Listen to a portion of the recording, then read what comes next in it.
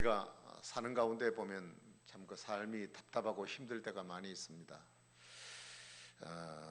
그럴 때마다 누구 한 사람도 내 편이 되어주는 사람도 없고, 또 적당히 내 마음에 있는 아픔들을 또 하소연할 사람도 없는 것 같고, 그리고 또 나와 함께 했던 사람들조차도 때로는 나에게 등을 돌려버릴 때도 있습니다. 아마 이럴 때마다 사람들의 생각은 그래서는 안 되겠지만 마음속에 죽고 싶다 뭐 이런 생각들이 아마 나지 않을까 그런 생각을 합니다. 그래서 때로는 그런 암담한 현실 앞에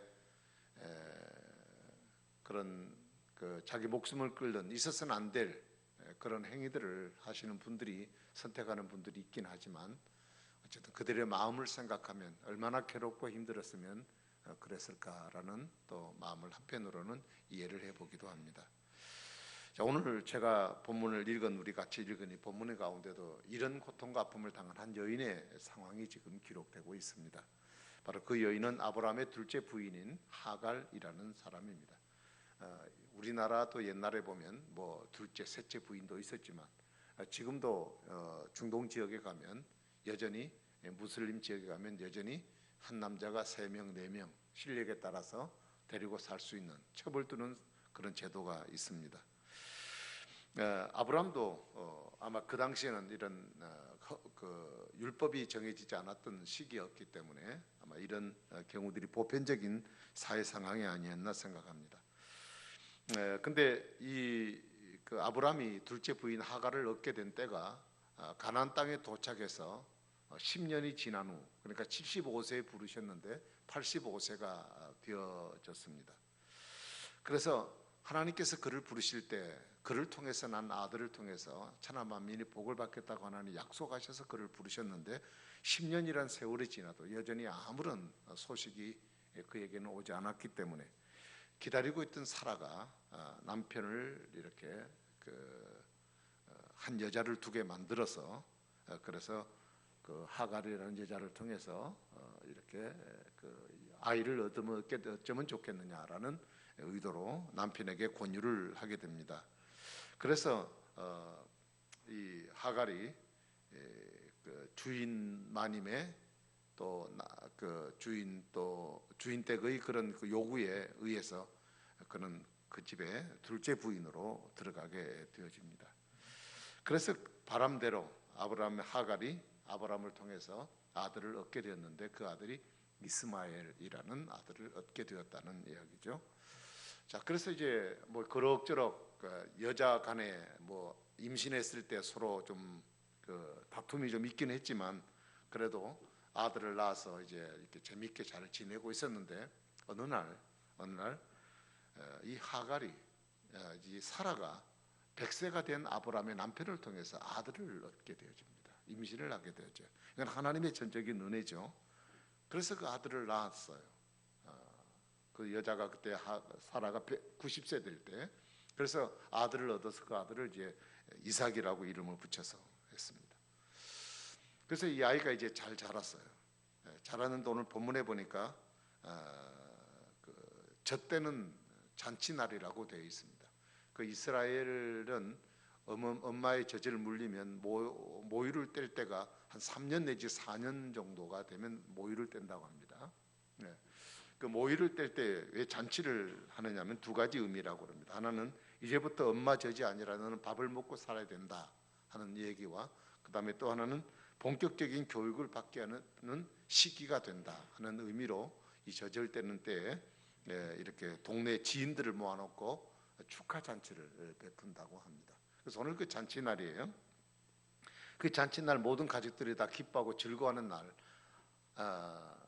한 아이만이 유난히 외롭고 또 유난히 그 자리에서 사람들로부터 외면을 당하는 아이가 있었습니다. 바로 그 아들이 바로 이스마엘입니다. 이스마엘은 이삭보다도 14살 더 많습니다. 그래서 이삭이 태어나기 전까지는 아브라함의 가문의 대를 이을 아들이라고 그래서 온 식구들의 그 귀여움도 받고 그리고 대접도 받고 사랑도 많이 받았습니다. 근데 어느 날 이삭이 태어나면서부터 이제 이 아브라함의 이스마엘이 홀대를 받기 시작하는 거예요. 그러니까 사람들의 관심이 자기로부터 점점 멀어져요. 자, 오늘 특별히 이제 잔치를 하는데 이삭을 위해 잔치를 하는 겁니다. 자기가 태어나서 엄마 젖을 뗄 때는 이렇게 큰 잔치를 하지 않았는데 이삭이라는 아들은 태어났는데 모든 사람들의 관심이 집중되고 큰 잔치를 벌여서 모든 사람이 즐거워하고 있었단 말이에요. 그래서 이 아이에는 어딘지 모르게 마음에 어둠의 그림자가 있었습니다. 근데 잔치를 한참 벌이는 과정 가운데 사라가 자기 아들 이삭이 없어진 것을 발견합니다. 그래서 이쪽 저쪽으로 막 찾아다니다 보니까 거기에 이스마엘과 같이 놀고 있었습니다.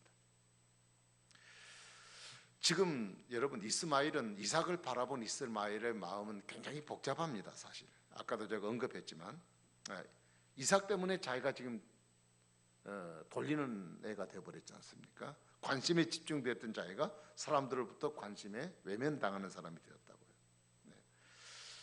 그래서 지금 동생하고 놀고 있지만 지금 현재 마음이 편찮아요. 그래서 동생이 네 이삭을 좀 어떻게 좀 혼을 좀 내주고 싶은 그런 마음도 아마 있었을 것입니다. 그래서 오늘 본문 9절에 보면 사라가 이삭을 찾다 보니까 두 아이가 놀고 있는데 이스마엘이 이삭을 희롱했다 그랬어요. 희롱했다고 하는 것은 놀렸다는 얘기고 그를 귀찮게 굴었다는 얘기고 그를 울게 만들었다는 얘기예요. 울게 만들었다는 얘기. 자, 이것을 보는 순간 사라의 마음에는 가슴에 썸뜻하는 마음이 생깁니다. 이러다가 이 이스마엘이 우리 아들을 어떻게 잘못할 거 아니야? 혹시 손대는 거 아니냐? 이런 마음이 들었어요. 그래서 이대로 뒀다가는 큰일 나겠다 싶어가지고 남편 아브라함을 찾아갔습니다. 그래서 자초지종 얘기를 하는 것이 오늘 10절의 말씀입니다. 그가 아브라함에게 이르되 이 여종과 그 아들을 내어 쫓으라. 이 종의 아들은 내 아들 이삭과 함께 기업을 얻지 못하리라. 남편에게 찾아가서 여보, 하갈 몸종 여자와 그 소생인 이스마엘을 우리 집에 내쫓아 버립시다. 그 아들은 어차피 우리 아들 이삭이 낳았으니까 당신의 유업을 같이 이어받지 못할 사람이니까 내쫓아 버립시다. 이렇게 얘기를 하는 거예요. 여러분, 이 말을 들을 때 아브라함이 가슴이 철렁했습니다. 그동안도 한 집안에 두 여자가 산다는 것 자체가 그렇게 화평한 형편은 아니었을 텐데 드디어 그것이 말이 본격적으로 떨어지는 순간 가슴이 철렁거렸습니다. 아브라함은 비록 하나님의 약속의 아들은 아니지만 엄연히 자신의 몸으로 태어난 자식이기 때문에 지금까지 사랑해왔고 그리고 기대해왔습니다. 그래서 아브라함은 이스마엘과 이삭이 그래도 좀 사이좋게 한 집에서 평안히 살았으면 하는 생각이 아브라함이 갖고 있던 생각입니다. 그런데 이 본부인이 갑자기 깡짜를 부려버리니 이게 지금 이 상황 앞에 어떻게 해야 될 것인가? 물론 이럴 수밖에 없는 상황은 사라의 입장에서는 충분히 이해하고도 남는 일이지만 그렇다고 아내로 삼은 하갈과 그의 소생인 이스마엘을 자기 집에서 쫓아낸다는 것은 이거는 도대체 있을 수가 없는 일이고 그리고 이거는 뭐 갑질하는 거나 뭐 다른 없는 것 아니겠습니까? 사라가 아들 이삭이 낳기까지는 아브라함과 사라 모두 다 이스마엘을 사랑했어요. 우리의 자식이라고 생각하고 살았습니다. 그래서 이런 귀한 아들을 낳아준 하갈에 대해서 고마운 마음도 갖고 살아왔습니다. 그런데 사라가 갑자기 친자식을 낳았다 그래가지고 이렇게 안면을 딱 바꿔버리고 노골적으로 이들을 학대하고 집안에서 몰아내려고 생각을 한다는 것 자체가 이거는 잘못된 것이 아닌가 하는 생각을 갖습니다. 그리고 사라는 비록 여자이기 때문에 또 그렇다고 마음은 같다 한들 할지라도 아브라함만은 이런 결정에 대해서 뭔가 좀 막아야 할 필요는 있어요. 아브라함의 입장에서는 똑같은 자식이지 않습니까? 사라의 입장에서 바라볼 때는 배다른 자식이라고 볼 수 있지만 아브라함의 입장에서는 똑같은 자식이에요. 그래서 사라의 입장이 바뀌었다고 할지라도 아브라함의 입장까지 바뀌어버린다면 아브라함은 남편으로서 그리고 아버지로서 자격이 없는 자라고 볼 수 있습니다. 그래서 11절에 아브라함이 그 아들 때문에 지금 굉장히 고민을 하고 있습니다. 근데 아브라함은 근심해서 밤잠을 못 자는 경우가 있지라도 이 문제를 지혜롭게 잘 해결해야 합니다. 사라 편에 서서 하갈과 이스마엘을 억울하게 쫓아낸다면 이건 안 될 일이에요. 그래서 내쫓기는 내쫓겨야 되겠는데, 쫓아내야 되겠는데, 그러려고 생각하니 저것들이 도대체 우리 집 밖에 나가서 이 가파른 세상 속에 어떻게 살아갈 건가 생각하니 너무 불쌍하고, 아브라함으로서는 가슴 아픈 얘기가 아닐 수가 없어요. 그러나 이 사람들을 그대로 데리고 살자니 어때요? 집안의 갈등은 끊임없이 계속될 것이고, 이게 지금 아브라함이 갖고 있는 고민입니다. 자, 이렇게 어떻게 하면 좋을까 근심하고 걱정하고 있던 중에 하나님의 대답이 나옵니다. 12절에 보시면 하나님이 아브라함에게 이르시되 내 아이나 내 여종으로 말미암아 근심하지 말고 사라가 내게 이른 말은 다 들으라. 이삭에게서 나는 자라야 내 씨라 부를 것이라. 이렇게 말씀하셨어요. 아브라함의 근심을 눈여겨보시던 주님이 내린 결단이 뭐냐? 너가 사라, 내 아내 사라가 말한 대로 아브라함과 하갈과 이스마엘을 내 집에서 쫓아내라. 하나님의 대답입니다. 여러분 어떻게 생각하세요? 말이 됩니까? 사라는 그렇다고 그러고 또 아브라함은 그렇다 그래도 하나님은 그래서는 안 될 뿐이라, 이렇게 여러분 생각하지 않습니까? 근데 하나님이 직접 나서서 이들 모자를 내쫓으라고 말씀하시니 도대체 하갈과 이스마엘이 이 아브라함의 집에서 쫓겨날 이유가 뭐가 있냐? 이 사람들이 도둑질한 일이냐? 뭐 사기를 친 일이 있는가? 집안에 머물지 못할 정도로 무슨 큰 잘못을 한 일이 있는 사람들인가? 여러분 한 집안에서 여러 자식들이 함께 자라다 보면요, 울기도 하고 싸우기도 하고요, 코피도 터지고요, 또 동생 이뻐할 때 형이 미워갖고 막 쥐어박으려 그러고 안 될 때는 막 발로 차기도 하고, 그렇게 하면서 그냥 애들은 집안에서 자라는 겁니다. 애들이 어떻게 고스란하게 어른처럼 그렇게 자랄 수 있겠어요? 한 몸에서 태어난 자식도 어려운데 배다른 형제, 거기다가 14살 차이가 나니까 형 이스마엘은 이미 상황을 파악하고 있던 차이니까 그럴 수밖에 없는 상황이란 말이죠.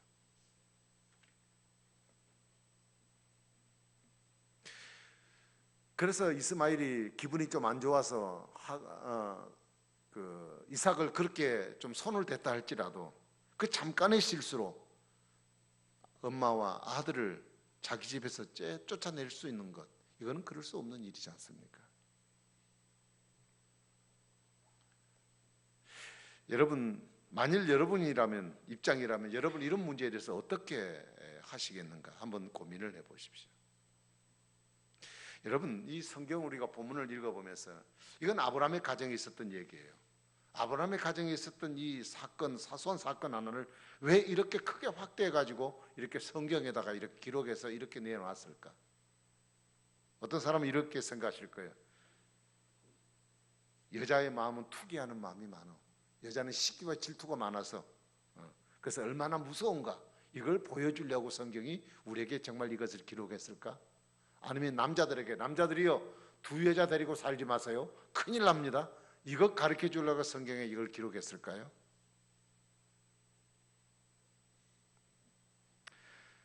성경은 절대 그런 편협적인 부분을 언급하려고 우리에게 이 성경을 기록한 것은 아닙니다. 여러분 우리가 믿고 의지하는 하나님은 공의로우신 하나님이시고, 그분은 사랑의 하나님이시고, 그분은 성실하시고, 그분은 진실하신 하나님이라고 우리는 믿고 있습니다.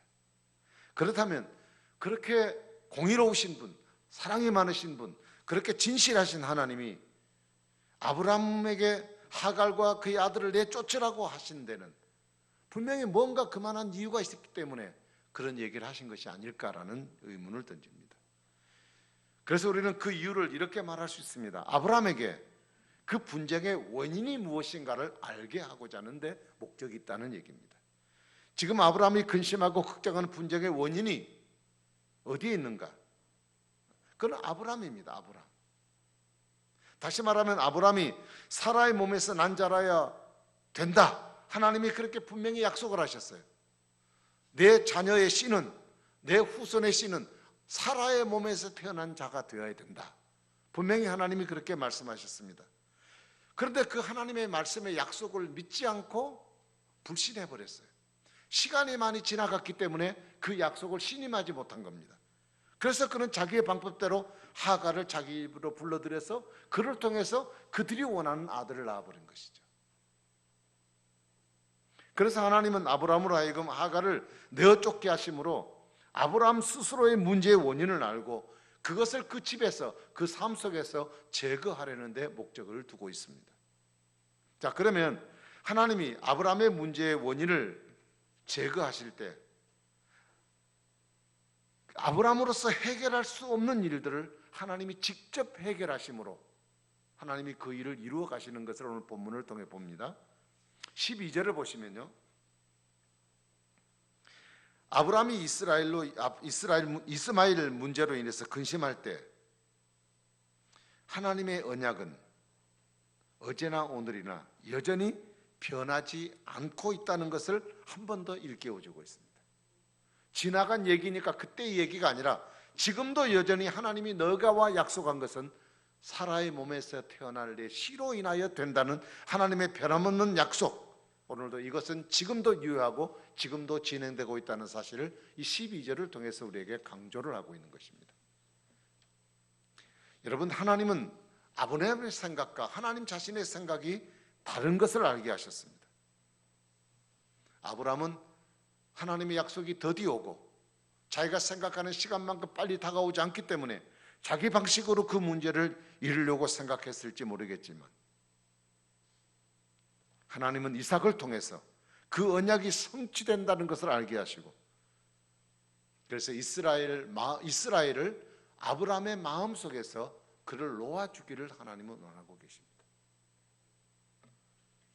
그래서 13절에 보면 하나님은 아브라함이 하갈과 이스마엘을 놓아줄 수 있도록 이스라엘의 장래를 축복하셔요. 하나님은 비록 이들이 아브라함의 집을 떠났을지라도 아브라함의 자식으로서 결코 모자람이 없도록 그의 장래의 삶을 준비해 주십니다. 이들은 아브라함의 집에서 나가야 합니다.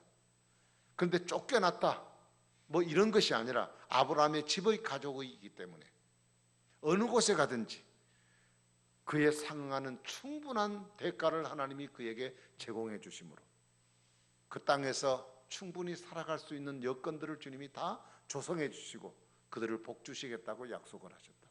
이거는 고민하고 있는 아브라함을 향한 하나님의 특별한 배려라고 생각을 합니다.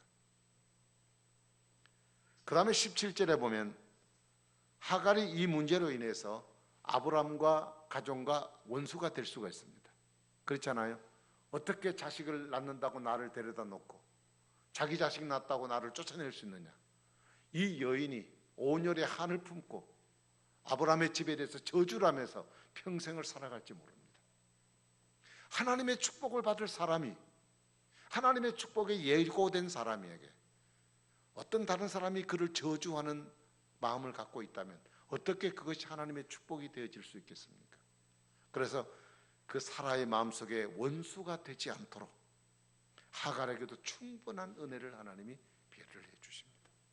그래서 더 이상 이 땅을 살아가면서 아브라함과 사라를 원망하지 않고 살아갈 수 있을 만큼의 넉넉한 상황을 하나님이 그에게 만들어 주셨다는 얘기입니다. 하나님은 이토록 그녀의 상한 감정까지도 만져주시고 그리고 그 문제를 해결해 주시는 하나님이십니다. 여러분, 복의 사람 아브라함의 앞길을 여시는 하나님의 열심이 이 일을 이루신 것입니다.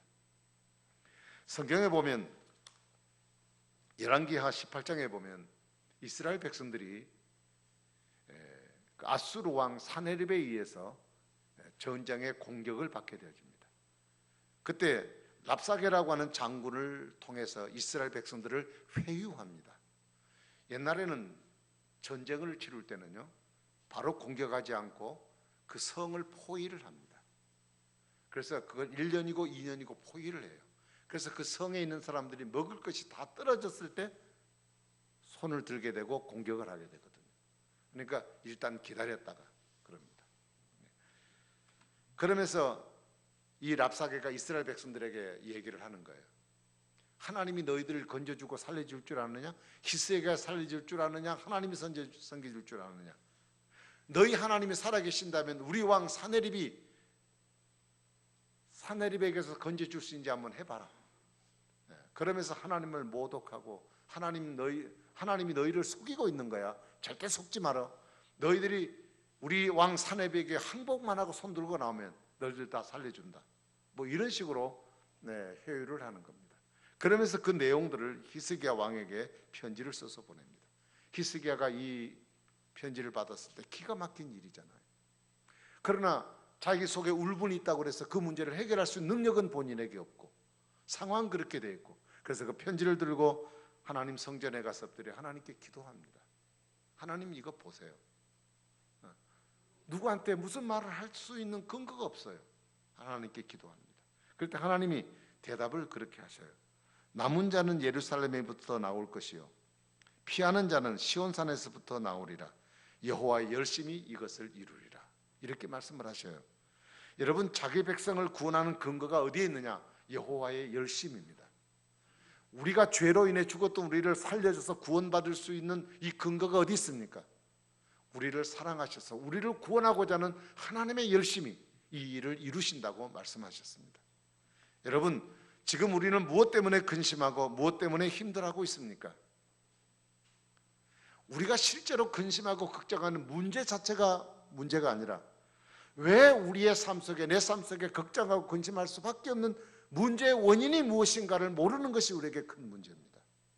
지금 내게 일어난 사건이 문제가 아니라 왜 그 사건이 발발되었는지 그 이유를 모르는 것이 우리에게 더 큰 문제란 말이에요. 이 문제의 원인을 찾아내지 못한다면 우리의 삶은 계속해서 이 문제로 인한 결과들이 계속 하루도 마음 편할 날 없이 우리의 삶을 계속 어렵게 만들 것입니다. 그렇다면 이 문제의 원인은 어디 있을까요? 아브라함의 집에 지금 문제의 원인이 어디에 있을까요? 이게 하갈의 문제입니까? 이게 태어난 이스라엘 때문에 그렇습니까? 아니면 남편 보고 첩 하나 얻어갖고 애기 낳으라는 어떤 사라의 권유 때문에 된 문제입니까? 우리는 그렇게 얘기해요. 누구 때문에 문제고 누구 때문에 문제라고 얘기해요. 그러나 오늘 본문을 보면 이것은 누구의 문제가 아닙니다. 아브라함은 하나님의 약속을 받은 사람입니다. 하나님의 약속을 받고 그는 지금 부름받고 나온 사람이에요. 그런데 왜 이런 일이 생겼느냐? 하나님의 약속을 불신했어요. 그 약속을 믿지 못한 거예요. 그리고 내 마음대로 결정하고 내 마음대로 행동해버린 겁니다. 바로 그것이 문제입니다. 그러니까 그것을 결정할 수 있는 결정권이 누구에게 있느냐? 나에게 있어요. 이 상황을 만들었다고 생각하는 이 주변에 많은 사람들이 있고 많은 상황들이 있을 겁니다. 그러나 그것을 내 것으로 내가 선택하는 것은 나 자신의 문제입니다.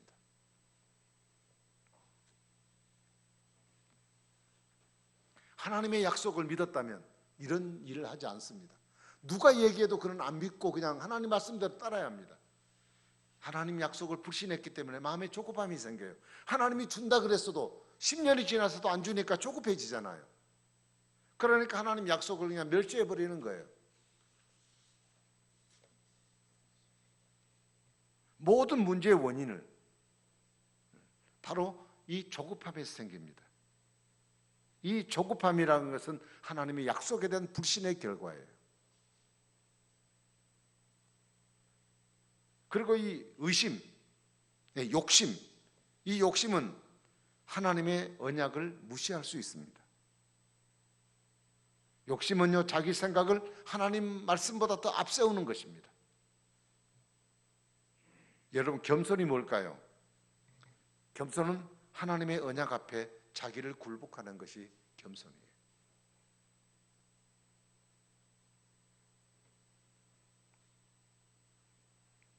많은 신앙인들이 우리의 상황 앞에 벌어지는 모든 문제들에 대하여 나 때문이라고 생각하는 사람은 별로 없어요.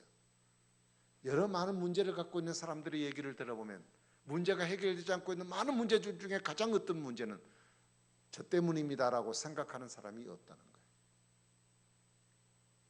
전부 상대가 문제예요. 당신 때문에 문제라는 거예요. 지금 이런 상황이 문제라는 거예요. 여러분, 문제 해결은 나에게서 시작됐다고 하는 것을 갖지 않은 한 그 문제는 해결될 수 없고, 그 문제가 지속되는 한 그 문제 속에 나는 계속 매일매일 괴로움과 어려움을 당할 수밖에 없는 것입니다.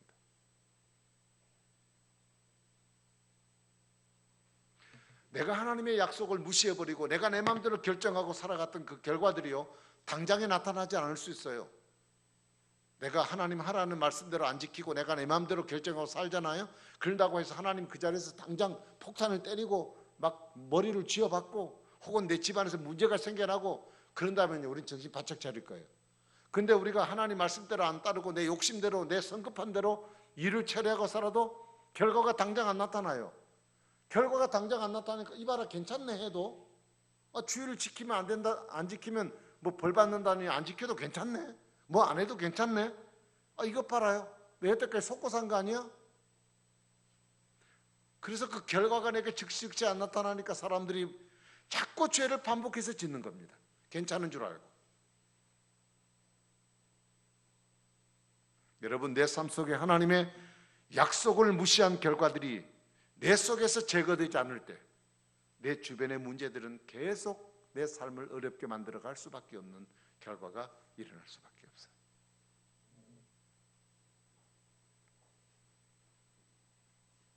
우리들은 내 삶에 놓인 문제에서 하나님의 선한 뜻을 묻지 않습니다. 이런 문제들이 있을 때 하나님의 뜻이 뭔지, 하나님이 기뻐하시는 것이 뭔지, 이 문제에 대한 구체적인 하나님 앞에서 그 문제를 묻지 않고 살아갑니다. 내 이기적인 감정대로 브레이크도 없이 그냥 막 질주합니다. 내가 이기적인 생각으로 결정했던 것들이 그것이 절대적이라고 믿고 약속을 무시하고 살아가는 거예요. 여러분, 하나님의 개입이 없이는요, 절대 내 삶은 안전하지 않습니다. 어떤 해결도 그는 임신방편에 불과할 뿐입니다.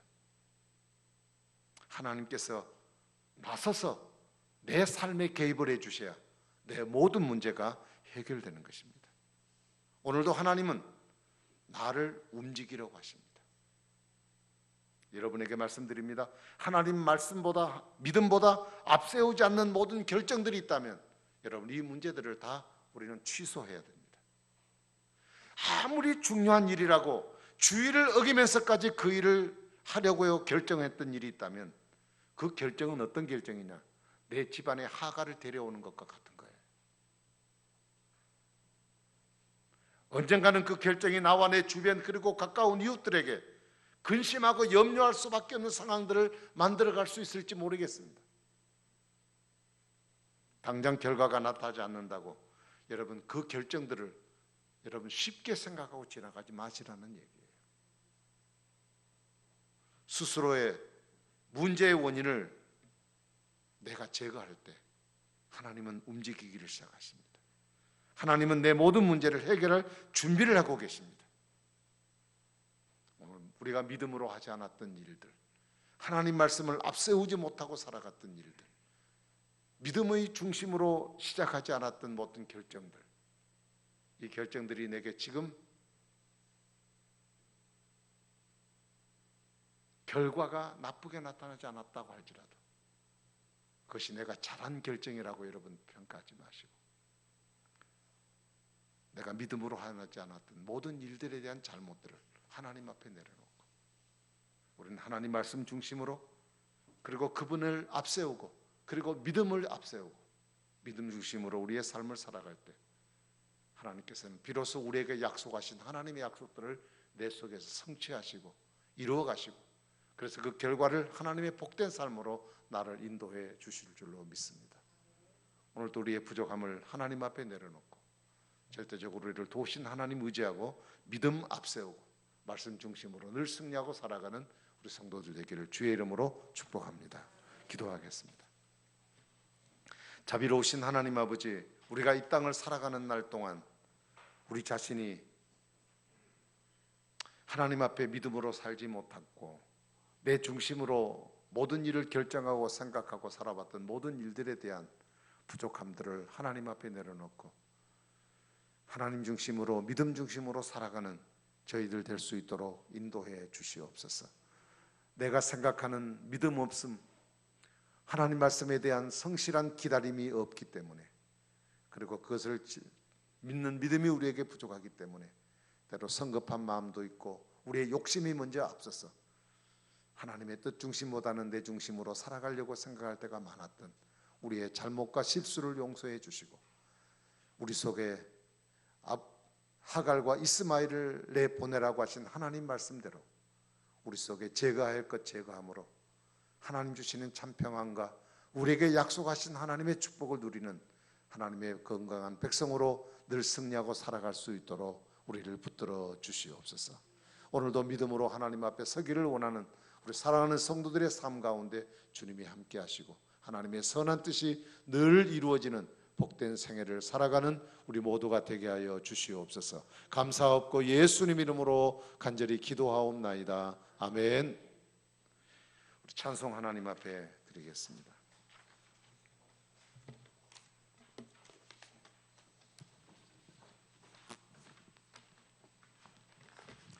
찬송가 546장을 찬송 드리겠습니다.